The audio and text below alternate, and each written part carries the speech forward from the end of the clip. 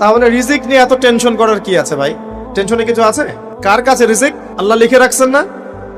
ইনশাআল্লাহ এর বাইরে কিছু হবে? হবে না। অতএব এত দুশ্চিন্তার কিছু নাই। জীবনকে নিয়ে এত দুশ্চিন্তার কিছু নাই। জীবনটাকে কোরআন সুন্নাহর আলোকে এনজয় করেন।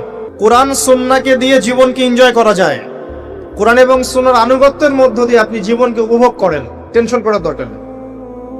মনে রাখবেন, আল্লাহ যদি আপনার সাথে থাকেন এবং আল্লাহ যদি আপনাকে কবুল করেন, পৃথিবীর কোনো শক্তি নাই আপনাকে টলাবে।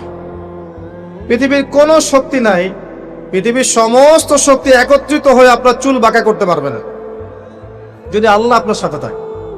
আর যদি আল্লাহ আপনার সাথে না থাকে, আইওয়াস শোডাউন দিয়ে কোনো লাভ হবে না, কেউ আপনাকে বাঁচাতে পারবে। অতএব আল্লাহকে আপন করে নেন, যার যার হক তাকে তাকে দেন, নিজের হক আল্লাহর কাছে চেয়ে নেন, ইনশাআল্লাহ আপনি সুখে থাকবেন। এর আগে আল্লাহ পাক একা ছিলেন, আর কিচ্ছু ছিল না। হুয়াল আউয়াল ওয়াল আখির ওয়াজ যাহির ওয়াল বাতিন ওয়া হুয়া বিকুল্লি শাইইন আলিম, সূরা হাদীদ। আল্লাহ পাক একা ছিলেন, কোনো কিছু ছিল না, আল্লাহ একা ছিলেন। আবার কোনো কিছু যখন থাকবে না, আল্লাহ একা থাকবেন। কুল্লু মান আলাইহা ফান ওয়া ইয়াবকা ওয়াজহু রাব্বিকা যুল জালালি ওয়াল ইকরাম। এই বিষয়ে কোনো দ্বিমত আছে? এরপরে আল্লাহ পাক সৃষ্টি করেছেন আরশে আজিম। কি সৃষ্টি করেছেন? বিশাল আরশ।